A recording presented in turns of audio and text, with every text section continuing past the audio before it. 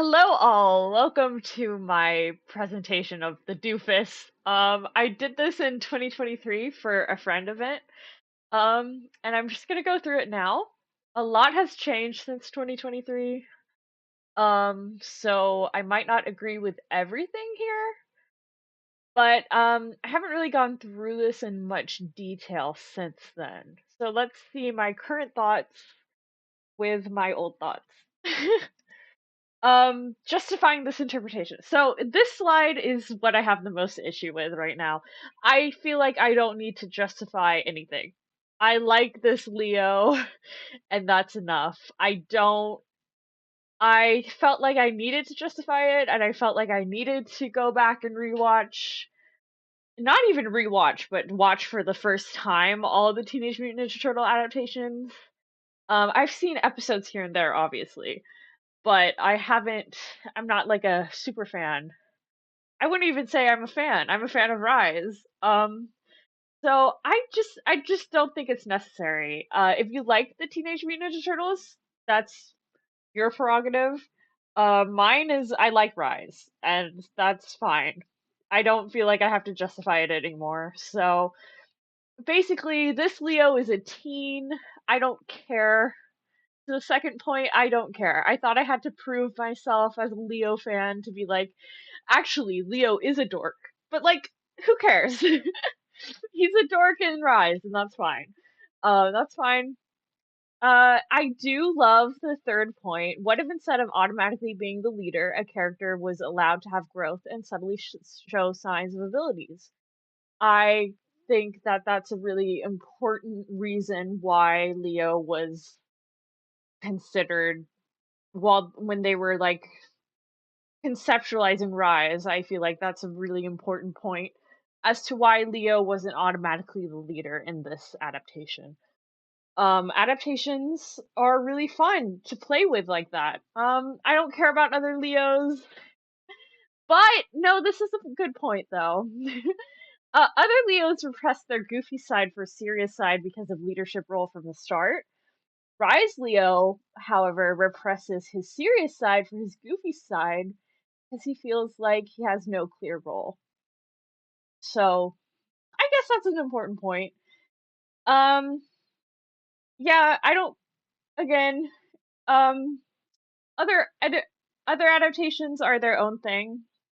I just want to talk about this adaptation, but I do want to say that the team's ace that's going to be brought up in another slide. So let's go. New family roles and dynamics, same characters. So Raphael in this version is the oldest and automatic leader. He's strong and protective. So he gets the protective quality from his old from his other adaptations. Donatello is Leonardo's twin, middle kid, extremely smart, the team's tech man. I love that they're twins. I don't care. I know it's confirmed, but I don't care that it's confirmed. It's just true. Michelangelo is the youngest, fun-loving, empathetic, and athletic, protected. So I highlighted athletic for some reason. I would say maybe the trait that brings all Mikeys together is that they're fun-loving, that first trait. But his razzmatazz is like um highlighted a lot in Rise as his trait, his main trait. But I do think his main trait, Mikey's main trait throughout all the adaptations, if we're taking them into account, is his more fun-loving side. So who is this guy? If he's not the leader, who is he? What's his role on the team? And this is just a scene where he's like, I don't know my role. I don't even have a code name, or I don't even like my code name that's been assigned to me.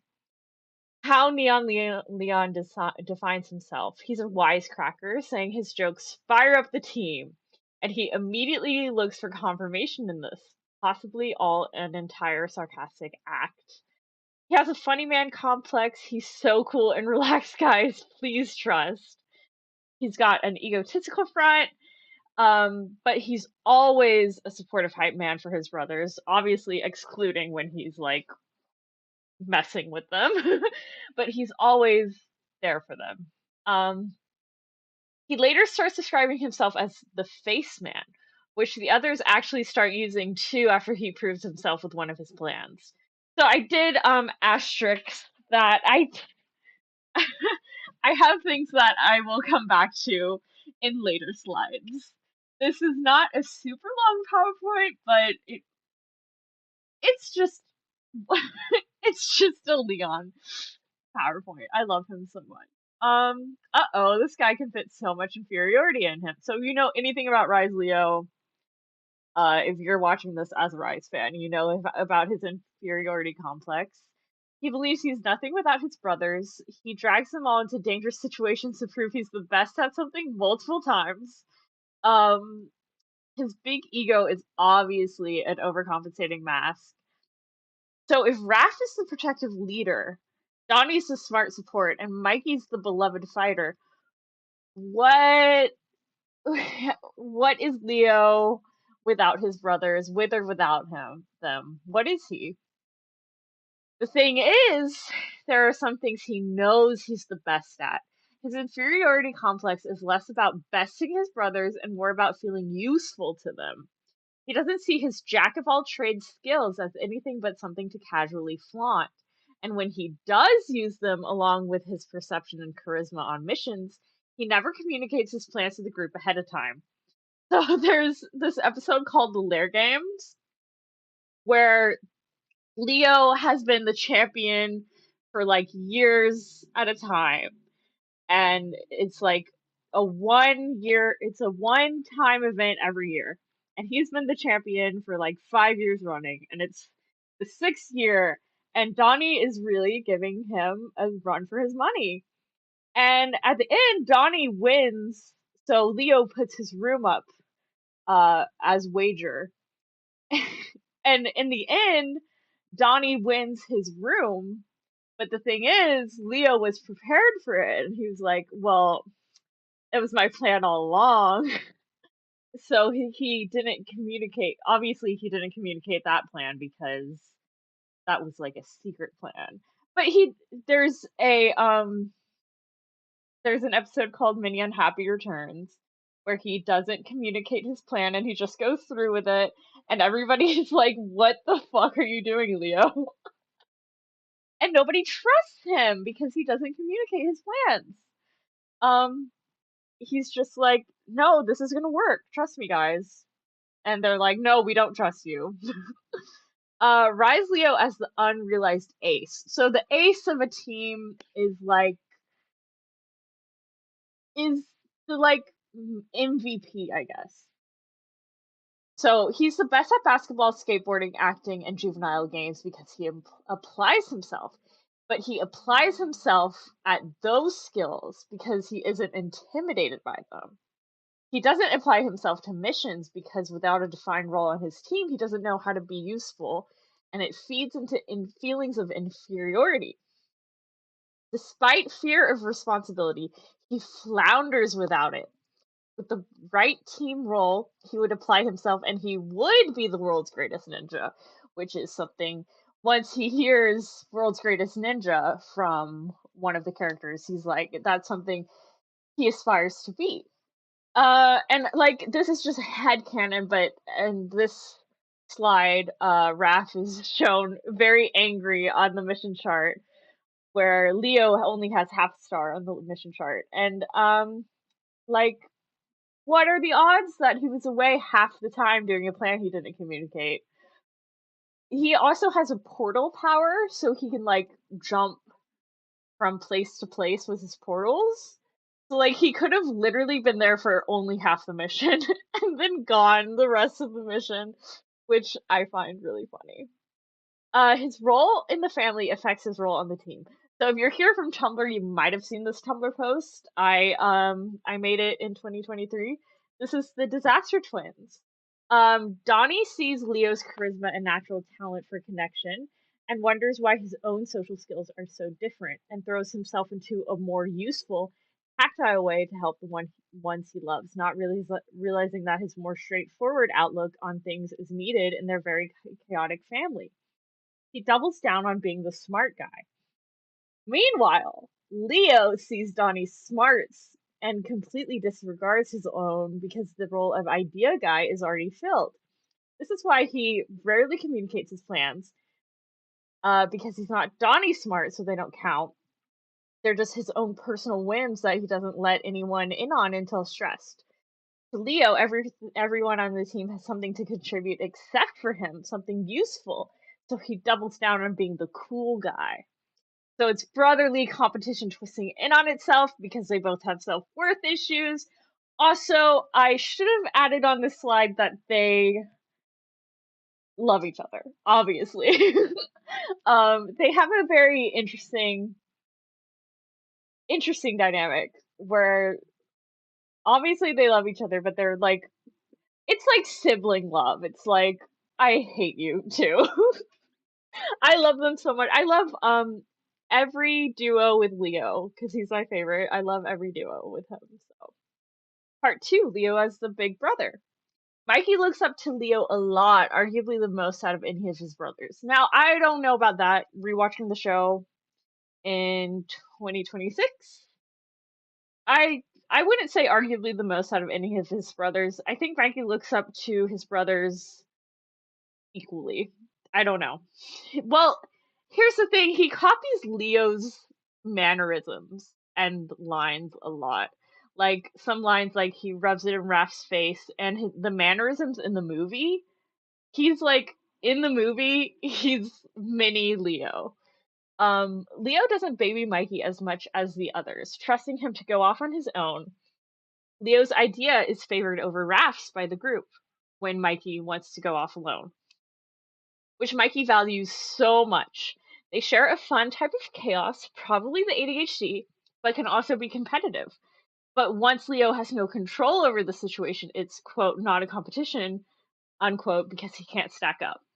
So when they're competitive with each other in an episode where they have to serve um mystic monsters at a pizza place, uh Leo feels like he can't stack up with Mikey's energy and how fast he is and how skilled he is.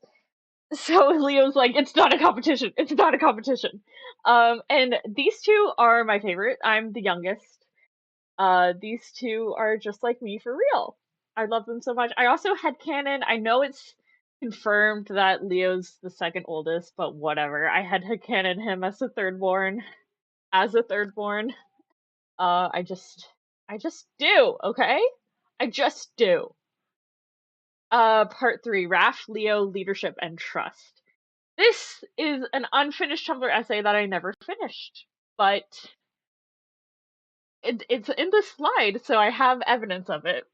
It's buried in my drafts from years and years ago, so it's never going to be found again, but I have this evidence. Raph has trust in his leadership until under pressure, and little trust in his sibs until finale. Leo has no trust in his leadership until under pressure, and full trust in only his siblings until the movie where he faces his fear of responsibility. Leo has clear read on situations. Raph has blind optimism and benefit of the doubt. Mikey even tells Raph, sometimes we have good ideas too. And Raph doesn't even know if they know what a week is. So Leo has a clear read on, for example, the episode Bugbusters, which is one of my favorite episodes as a Leo fan, and on many unhappy returns. And he knows things like when Mikey was lying about April's parents. My headcanon for that is that he knew that Mikey was lying about seeing April's parents. He obviously didn't know about Draxum. You know what I mean? The people who know Rise know what I mean. Um, when Leo has actual hope in the situation, his natural instinct is to get brother's input. When he has no hope, or when he feels like something is solely his responsibility, aka fault, like in the movie, it's the only time he thinks my way only. They are both flawed leaders and good leaders, but Leo has the potential to be great. And then they are so Locke and John coded, which uh Agree with my past self. The original part four, the original and the remix. Splinter is the most complicated we've ever seen in this adaptation. He has controversial changes to his character that make him more interesting. They're like father, like son already in that department. Controversial changes. Instead of the why, I don't know why so just because it's not like the other adaptations. He's just the wise old mentor, but instead of just the wise old mentor, he's a former action star who is a bit neglectful due to depression from being turned into a rat. I mean, who wouldn't have depression after being turned into a rat? Leo actually believes he is Splinter's least favorite. They are both charismatic actors with a tendency for escapism. And I want to point out that Leo is like Splinter. He's the most like Splinter. Not that I'm justifying this as an adaptation of Teenage Mutant Ninja Turtles, because I don't think I have to. But in every adaptation, Leo is Splinter's son. And in this adaptation, because Splinter is different, Leo is different in that same exact image. I don't know if they're necessarily. I put Vex and Scanlan coded. Um, I don't know if they're necessarily Vex and Scanlan coded. I think I just was like they're both charismatic actors and they're the same, and it's like characters can be this similar without being coded, but they are. But Raph and Leo are Locke and John coded for real. I will say that. That's all. Thank you for coming to my TED talk. Let me know how I did. Thank you.